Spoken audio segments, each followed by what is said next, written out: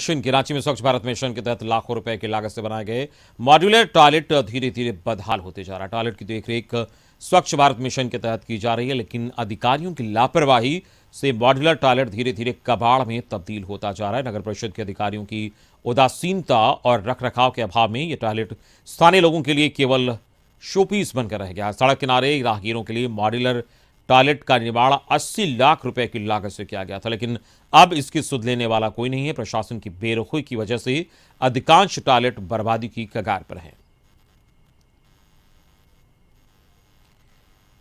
तो आपको बता दें कि अधिकारियों की लापरवाही से ये टॉयलेट की स्थिति है और 80 लाख की लागत से ये टॉयलेट का निर्माण किया गया था और जो लोग बाहर निकलते हैं उनके लिए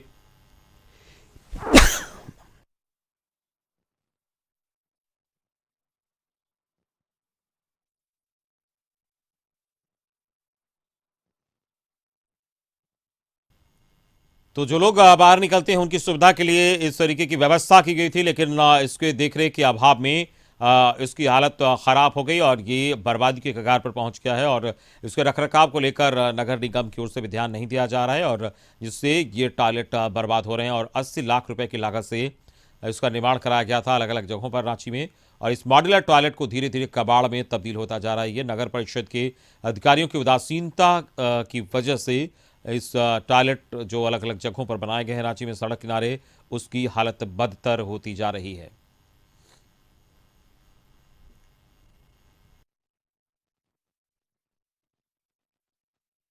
तो अधिकारियों की लापरवाही से ये टॉयलेट बदहाली के कगार पर है। और आपको बता दें कि रांची की सड़कों पर अलग अलग जगहों पर इसका निर्माण कराया गया था ताकि जो राहगीर हैं उन्हें इसकी सुविधा मिल सके, लेकिन इस वक्त जो इसकी स्थिति है उसको देखकर साफ तौर पर यह अंदाजा लगाया जा सकता है कि इसको लेकर अधिकारी कितने उदासीन हैं। और इस उदासीनता के रवैया की वजह से ही यह टॉयलेट बदहाली के कगार पर है और कबाड़ में तब्दील होता जा रहा है। इसका नाम तो मॉड्यूलर टॉयलेट रखा गया था, लेकिन इसकी जो जिस सोच और जिस परिकल्पना से इसका निर्माण कराया गया था वो बिल्कुल अब ख़त्म होता दिख रहा है और ये टॉयलेट बर्बादी के कगार पर नज़र आ रहा है। और जो राहगीरों को सुविधा मिलनी चाहिए वो नहीं मिल रही है और इसका रखरखाव नहीं किया जा रहा है। नगर परिषद के अधिकारी उदासीन हैं इसको लेकर। और इस वक्त संवाददाता राजेश रांची से जुड़े हैं हमारे साथ, तस्वीरें उनके पास चलेंगे। राजेश, मॉड्यूलर टॉयलेट नाम दिया गया था, लेकिन अब जो इसकी तस्वीर है, अब जो इसकी स्थिति है वो बिल्कुल कबाड़ के तरीके से होती जा रही है। जी बिल्कुल, आपको हम बताना चाहेंगे कि रांची नगर निगम के तरफ से जो राजधानी में मॉड्यूलर टॉयलेट का निर्माण किया गया था, काफ़ी लाखों की लागत से शहर में जो बाहर शौचालय करते थे उनके लिए शहर के सभी जगहों पे ये मॉड्यूलर टॉयलेट का निर्माण किया गया है, जो पूरी तरह से इसका रख रखाव का देख रेख रांची नगर निगम को है। आपको आगे का तस्वीर हम बताना चाहेंगे। ये जो तस्वीरें हैं ऊपर के पानी की टंकी है और ये जो दीवारें हैं जो रांची नगर निगम का ये जिम्मा दिया जाता है वो साफ़ सफाई का, वो पूरी तरह से यहाँ पे दिख रहा है। ये तस्वीरें आपको सामने दिखाना चाहेंगे।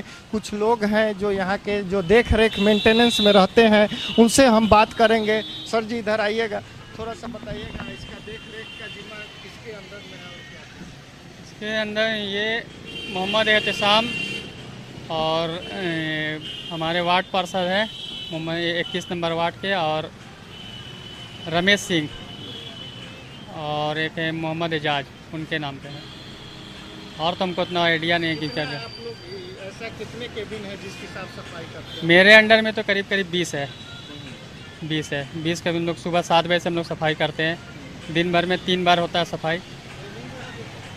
और ये बहुत सारे बर्नल हैं जो टूटे हुए हैं इसके अंदर में, और वो टंकी का सारा ओपन है, तो इसका देख रेख किसके जिम्मे है? सारा कुछ है, वो क्या बोलते हैं, हवा पानी की वजह से भी वो खुल जाता है, उसको फिर लगा दिया जाएगा। अभी सारा कुछ करके जाएंगे इसका। अभी सफाई के लिए तो आई है यहाँ पे हम लोग यहाँ पे।